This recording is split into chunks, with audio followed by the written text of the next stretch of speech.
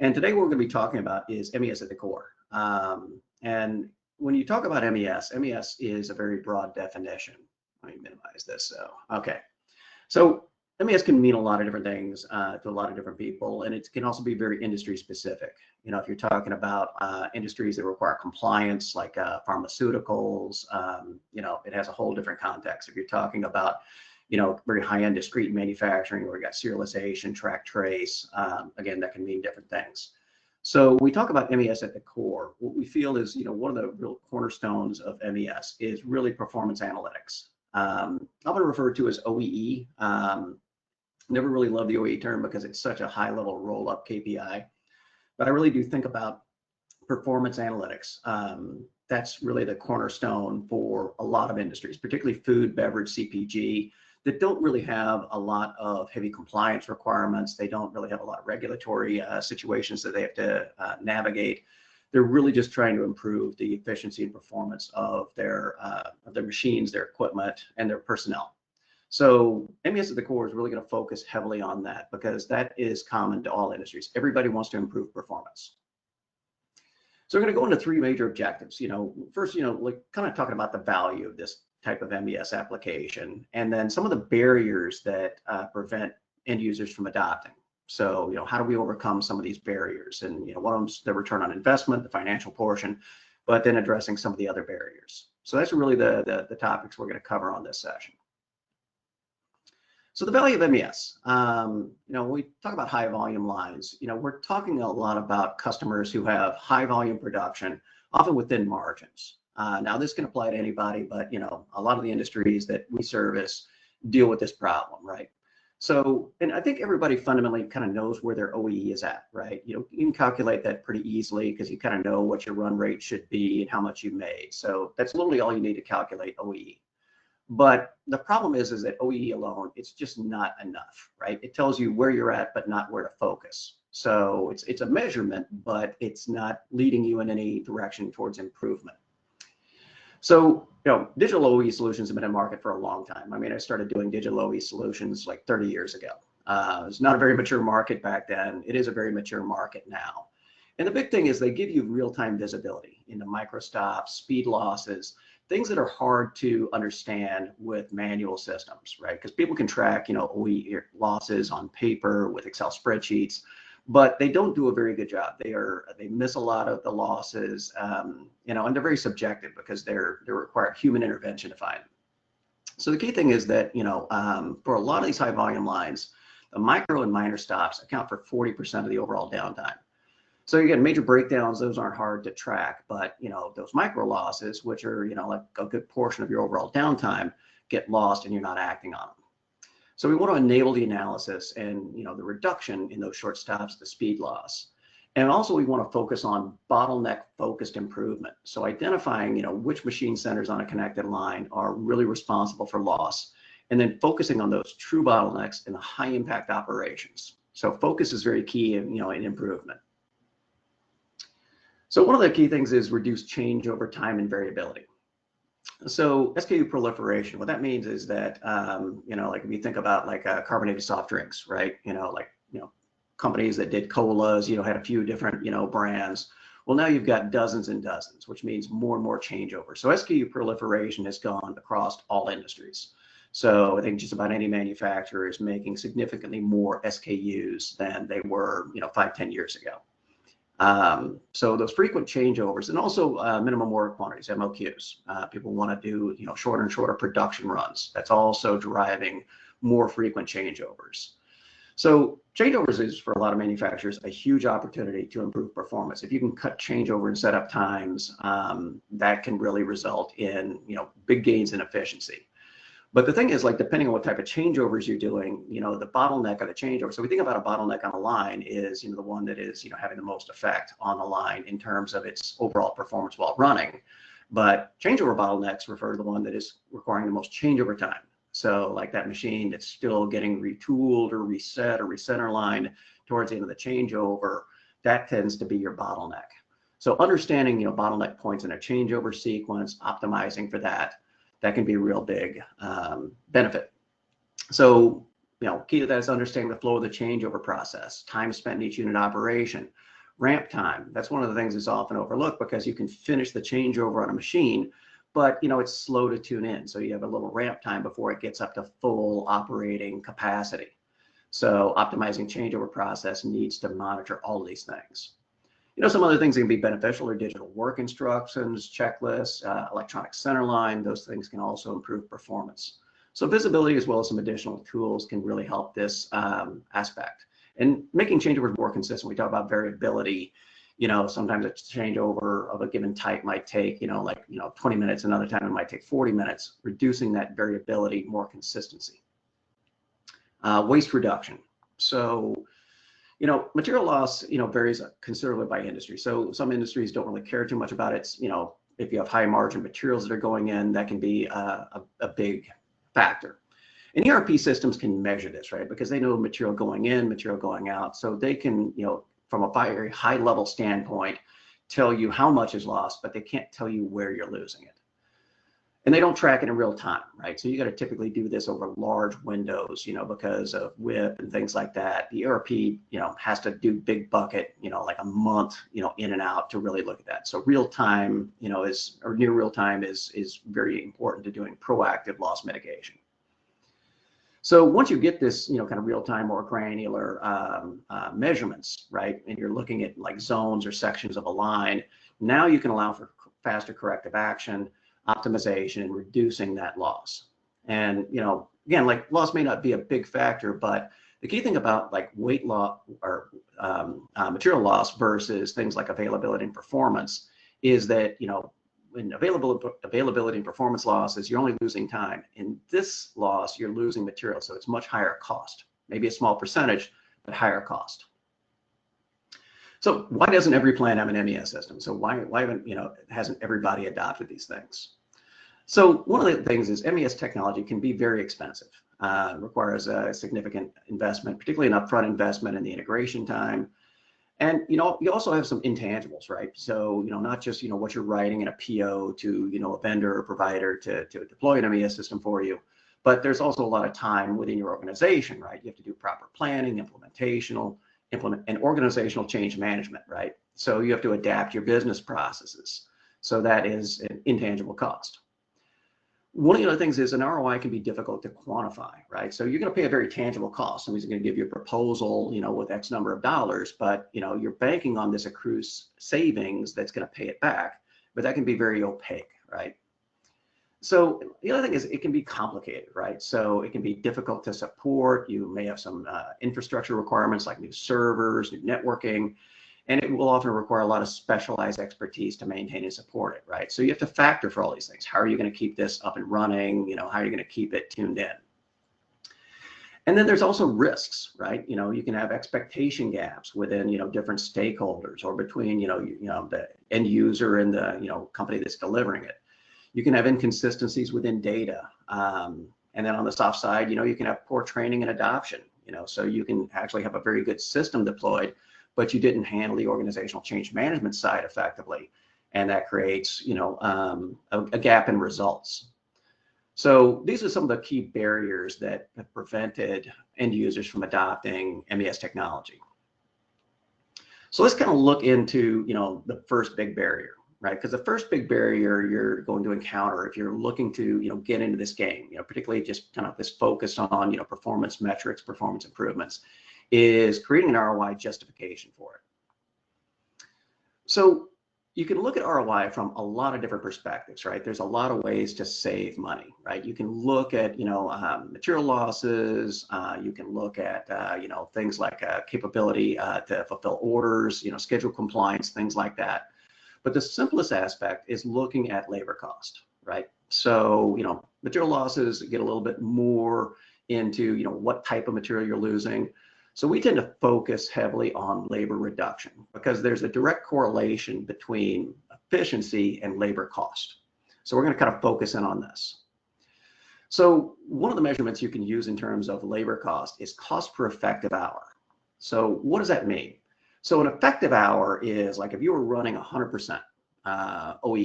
So basically you're running at target rate with zero downtime. That hour was 100% effective, right? So, your cost is pretty low there. If your losses start to increase, right, now your cost is increasing because, it takes more time to create an effective hour of production. So this is a pretty linear relationship, right? So improving OEE reduces the cost per effective hour, which aggregated over time produces a savings. So, the savings in cost per effective hour might be small, but you build that up over your scheduled hours, within a given week or a given month or a given year, it adds up. So once that improvement is significant enough, right, because a small improvement may not justify an ROI, you're going to need to have a certain amount of improvement to pay back the system. So the concept is that when the savings exceed the investment, now you have a payback, you have a positive ROI. So let's examine the cost basis. And there's a lot of details that go into this. This is a very simplified thing, right? But we're going to take a plant with 4 lines, total major unit operation. So 5 major machines per line. It's kind of a fairly typical hybrid manufacturing environment.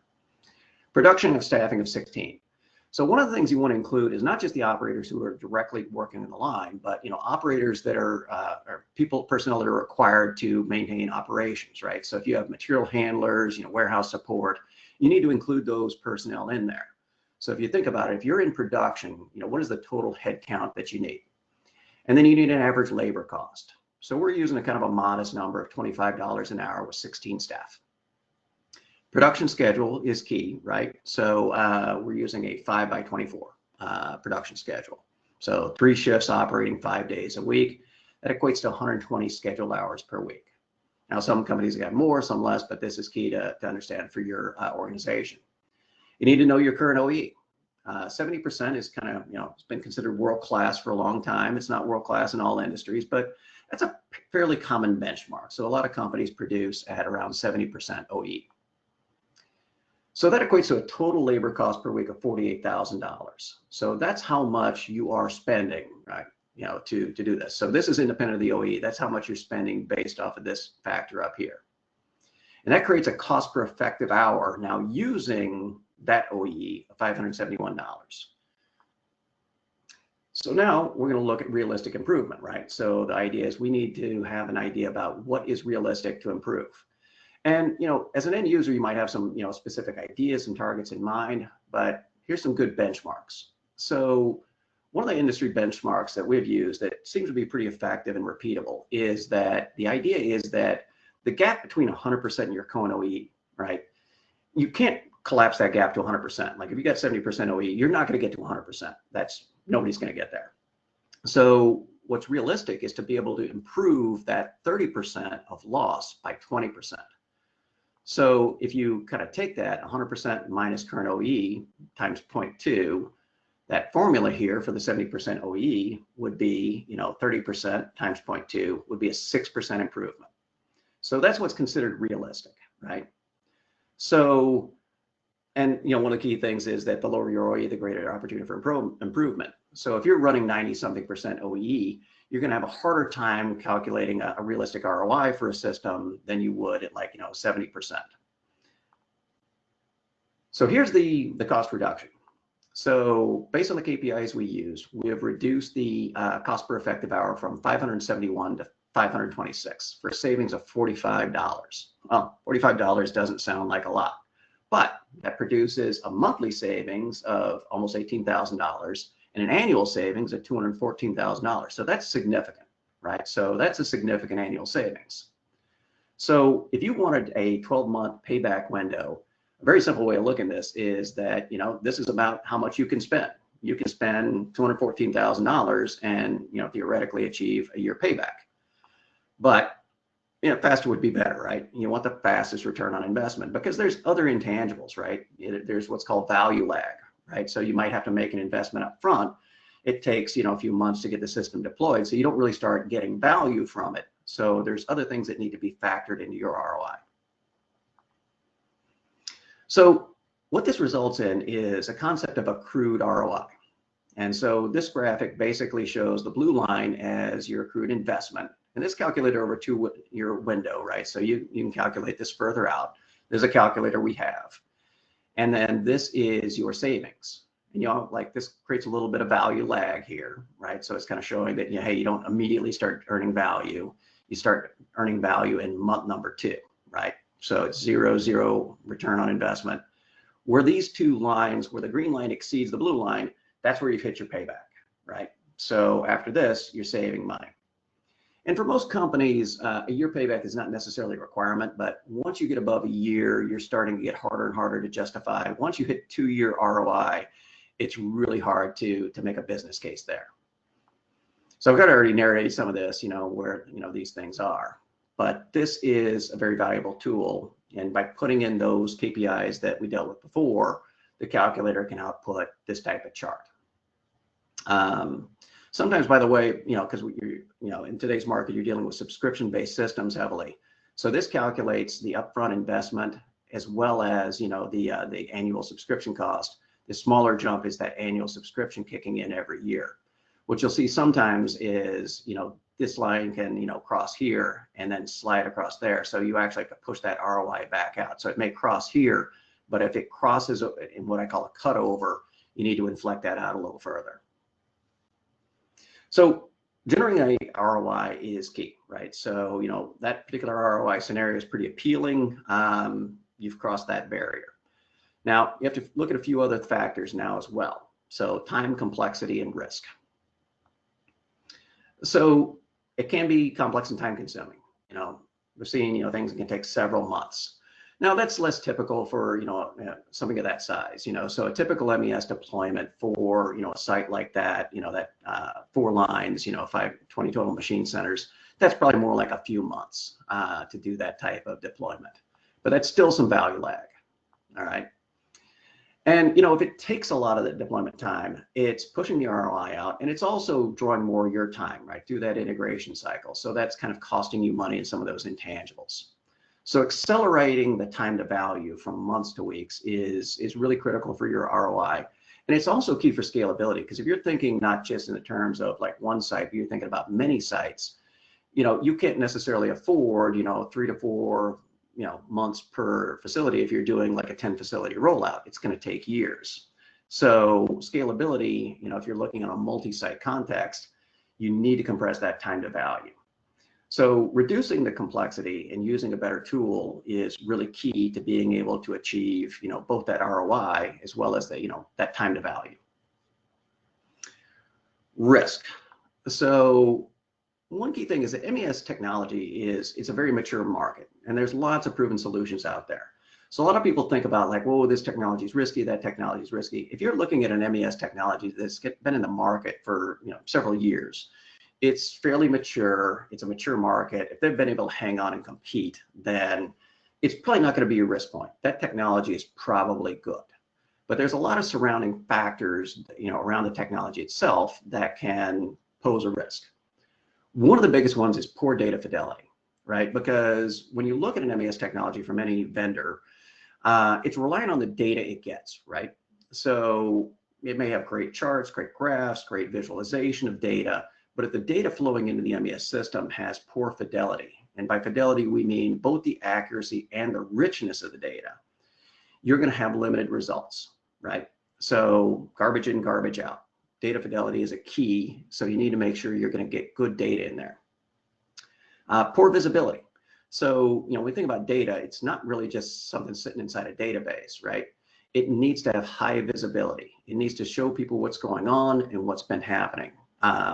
We'll talk a little bit about short interval control. So having a rich shop floor UI to create that kind of visibility is critical. And then poor OCM, right? If you would, spend the money, you adopt a good MES solution, you've got great data, poor visibility can lead into poor OCM. But if you're not incorporating this into your tiered meetings, if you're not using this data on a daily basis, then, you're not going to get the full value of it. So you need to do some level of organizational change management to adopt this, incorporate it into your business processes in order to get the benefits. So addressing them. So, a focus on data fidelity, right? Some end users, this was a lot of the case early on in OE technology, is people would only monitor the critical machine. So if it's like a filling line, they would only monitor what's happening at the filler. Well, that gives you some decent data, right? But without data on the individual machine centers and a root cause, you really don't know what's going on upstream and downstream. You might be relying on operators or some kind of fuzzy logic, but it's not really giving you a picture of what's going on for the whole line. Again, you've got to create that visibility. So you want to combine some real-time short interval control views on the shop floor. You want to get people engaged, particularly the people who are out there working day in, day out. So you want to drive that accountability. You want to drive some responsiveness to issues. And you want to create an effective OCM plan. And this is across all key departments. So it may not touch every department in your facility, but you want to have maintenance involved. You want to have production involved. You want to have planning and scheduling involved. Those are all key departments that deal with shop floor. You want to have data reviews and tier 1 to 4 meetings. And for those who are not familiar with this idea of tiered meetings, like a tier 1 is like a shift review, like tier 2 is like a 24-hour review. That varies a little bit, but the higher level meetings are more like broad scope and over like larger sections of time. And you want to create and drive the improvement initiatives. And one of the key things is you want to focus on high frequency events. So one of the big things that this creates a paradigm shift around is that if you're thinking from a maintenance perspective, you're thinking about major breakdowns, those big breakdowns. You have to go out there and replace a drive or something else. So you're focused on these big events that happen infrequently. Again, that 40% losses in minor and micro stops. You want to shift that focus to those high frequency events because that's where you're going to make some fairly substantial gains. And I love this quote, Vince Lombardi, it's a game of inches, right? So a lot of people, again, they're trying to go after those big hitters. Focus on those short drives. Those add up. So maximizing value, right? So kind of look through what the core value of MES is, what some of the risks are. How do you really maximize the value of an initiative? So one of the things I think is, I've been doing this for a long, long time. Been doing OE systems for 30 years now. And this is one thing I still see out on the shop floor quite a bit. So this is what's called short interval control. And it's kind of an eye chart, right? It's, this is like hourly, stats, like what product, standard, actual, people are like writing these things on whiteboards or, sheets, next to the line, they've got, top losses, they're recording. The concept is that short interval control helps drive what's going on right now. So, getting people, pay attention. And this does help. It's a good practice, right? But here's the problem with this, is that it has a lot of limitations. It's an eye chart, right? You have to walk up, get pretty close to see what's going on, and really all you care about is the current hour, right? So you may be like 12 hours into production here. Well, who cares about all this up here? You care about the last line, like where are you at right now? Where was the previous hour? Where's your current, right? But you got to walk up there and read it, right? Can't see it remotely. People have to be walking around staring at it. So the more contemporary version of short interval control is heat maps. So if you kind of look at this, right, because this is for an overall line, right? So this would really be, stats for this entity right here. What this is doing is this is showing you the overall line and then what the individual operations are doing. And this can be published on overhead TV. You can have this in a break room. You can have this in a supervisor's office, up there on a screen, next to his desk. But what you can immediately see here is like, the line's kind of in yellow. The concept of a heat map is green means, good, red means it's below threshold, and then it's going to color scale in between. So yellow means, you're not doing very well. It needs attention. But this not only tells you immediately, hey, line 2 is not doing great today. Oh, it's, we're kind of using some generic names, but let's say this is the case packer. I got to go straight to the case packer. That's my problem point. So this directs, it implements short interval control in the same way that you're kind of looking at a short time window, because this heat maps calculate over a 1 to 2 hour window, but it's directing you directly to where the source of the problem is. So it's engaging people who are not actively on the line, high visibility, and then localizing exactly where to go. One of the things, because coming from the integration world, did a lot of project management. So this got drilled into me. It's called the triple constraint theorem. So the idea is that you really got 3 things you're trying to maximize, right? You want things done fast, you want things done at the minimal cost, and you want to have the highest possible quality, right? And triple constraint kind of refers to these interconnected things and the idea that, if you want to change one, you want to optimize for speed, well, that could affect cost or quality.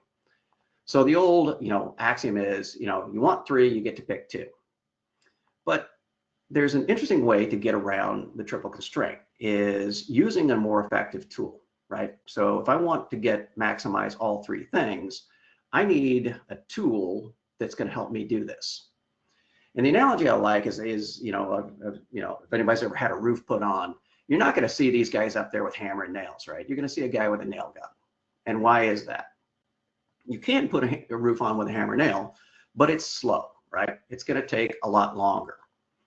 And it's not going to be as consistent, right? Because, this guy might be really good, this guy not so good, so, there might be getting some, bent nails, cut shingles, not fully fastened, so you might get some leaks in your roof, whereas this thing is far more consistent, right? It requires a little less expertise to operate it. So ultimately, because labor cost is a big part of the roof, it's going to be expensive, right? So this is not the optimal way of doing it with hammer and nails, but the nail gun speeds up the process by 2 to 3 times. I looked that up on ChatGPT, so it must be right. More consistent, less defects. And of course, it's going to be less than half the cost because even though, the nail gun might cost a little bit more money than a hammer, the cost is offset by the efficiency. So that's a quick example of solving a triple constraint just using a better tool from what was traditionally used. So how do we apply this now with, with an MES OE deployment? So one of the things, one of our products that we built with Sage Clarity and now as part of the SmartSights portfolio is ABLE. And so what ABLE was developed to do was to be a tool for accelerating data collection. So the concept is that, we're using a logic engine that's based on software rather than, PLC code and things like that. So we're able to create a digital acceleration that maximizes time to value, and it reduces the deployment adoption from months to weeks. So that's that time to value component. So we're able to do things 70% faster with ABLE than traditional methods. Because it focuses heavily on unit operations, it monitors every identifiable fault within every operation on the line. It produces some very rich, high fidelity data, right? It's getting data from all equipment. And, we, benchmark this improvement by 5x over traditional approaches. So 5 times the data fidelity, right? Very accurate, very repeatable, because you're monitoring everything. So the concept is that, this doesn't address all the different factors of MES, right? Because as we stated earlier, MES can have a lot of different components around track tray, center lining, things like that. But when you're focused on that OE component, it's a fraction of the cost and it lowers the integration cost by 70%. So that's a little concept around using the triple constraint theorem around a better tool in here. So what we've done over the evolution of this product is, this was our kind of starting use case. So ABLE is the data collection engine that would feed into third-party MES systems, and we've worked with several different vendors, right?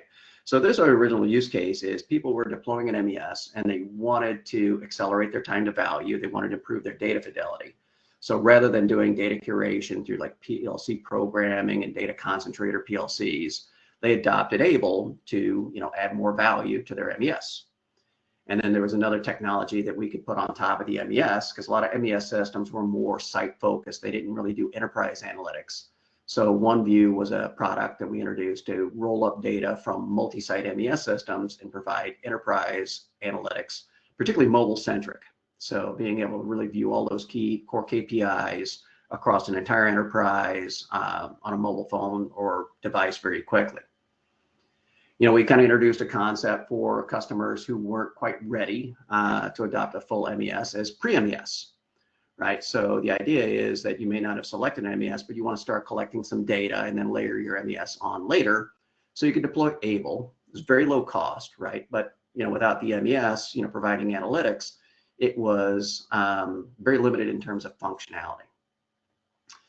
What we're introducing in January this year is a direct pipeline between ABLE and OneView that precludes the necessity for a full-blown third-party MES. Now, This is a full OEE solution. Now, I would not characterize this as a full MES solution because it doesn't do all the things that a full-blown MES does. It doesn't do, track trace. It doesn't do inventory, all those, compliance things. It's really entirely focused on OEE. So we're not characterizing this as an MES solution, but it is a full OEE solution. But by eliminating the cost of this third-party MES, it is significantly cheaper, less than half the cost of this type of stack. So it's able to produce the fastest ROI in the market. So it's kind of combining, like the best in breed data collection with the enterprise analytics. Again, limited functionality around all the other things an MES can do. So for customers who are focused really on this core concept of the MES stack, this is an offering that we're now able to offer the market. And the last note here is that there's another product called Peer, which is focused on issue management. And I didn't include really any discussion of that in here. Didn't want to dilute the topic level, but this is another component that works hand in glove with ABLE. Is what we call a kind of a 1-2 punch, whereas ABLE is really collecting the data that's necessary for analysis, short interval control, performance improvements. Peer addresses issues that pop up, like materials issues, maintenance issues, and quickens response time around those issues. So whereas ABLE is kind of focused on the machine, Peer is kind of focused on the person. So it's a great additional component to add into a stack in order to really achieve ROI. And Peer actually has a faster ROI in most cases than ABLE. Peer can have a ROI produced in as little as 2 months in some cases. So there's an ROI calculator for it as well. So I kind of covered this a little faster than I expected, but here's some kind of closing thoughts. Cash is king, right? We're all in the business of business, right? So, you have to focus on that ROI, and you have to be realistic, not just optimistic, right? Because somebody will create some very optimistic OE improvement targets in order to cost justify. So when I say be realistic, not optimistic, if you're significantly exceeding, the benchmark that we set, which is that 20% of your headspace between your current OE and 100%. If you're significantly exceeding that as his expectation, you need to have a very tangible reason why you think that's realistic. So, that's to me the borderline between realism and optimism. Data fidelity. Again, it's the foundation of achieving the ROI, because if you have very limited data, inaccurate data, it is going to severely impede what you're able to do in terms of actionability and creating improvement. Visibility, what's going on now, right? Some people say, all right, so we're just going to collect a bunch of data, we're going to analyze it like once a week or once a month. No, that's not going to maximize your gains. That's more reliability engineering. If you're dealing with production optimization, it's really about that short interval control, attacking what's going on, during the current shift, the previous shift. And then small things, right? Think small to win big. That game of inches quote from Lombardi, that's a key aspect. And the last thing, this is, I think, one of the most compelling things that often gets overlooked about switching from manual data collection or, kind of more operator centric ones where they're just punching in, like categorizing downtimes manually, is it changes the conversation. Because, a lot of facilities that don't have this type of digital solution, they're debating where and how big the problems are. One person might say it's, this machine, and a person might be saying it's that machine. There's this constant debate of, where are the problems and how big they are, right? Because you don't have any metrics. So it's perspective, or I'm sorry, it's perception versus perspective. Well, once you get empirical data, now it's quantified, right? You know exactly where the problems are, how big the problems are. It's quantitative, right? So, there's not much debate on that anymore. So now the conversation can pivot from that perception of where the problems are to a perspective that you can now focus on and shift the conversation to solving those problems. So changing the conversation, I think, is like one of the biggest benefits that often isn't talked about. Is now your conversations are focused. The last thing is, choosing a partner. There's a lot of great companies out there. There's a lot of great solutions. But, we do have, some great technology. Again, we're kind of focused in a fairly specific space here. but we have the technology and expertise around helping end users, helping our integration partners, produce results for their end users. We can help you with developing your strategy, your ROI business case. We can help you with your planning, your deployment, and your adoption, so we can help you through this process to mitigate all those risks we talked about. And we can help you maximize the results and the value, achieving the payback. So that post-investment part, with follow-ups and things like that, help you really achieve the results you're looking for. So the key thing is, we have the tools and the knowledge. So that's my, shameless sales pitch there. I'm going to exit out of this here. Switch back over to. So what I don't know how to do in GoToWebinar here is to open this up for questions. So let me see if I can do this here. Allow everybody to unmute. I saw this before. So any questions?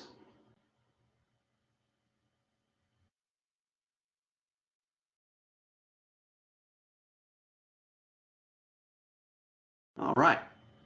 Well, thanks for joining. I'm going to give back about 20 minutes of time here. Appreciate you guys attending, and hopefully you got some value out of this. Enjoy the rest of your day.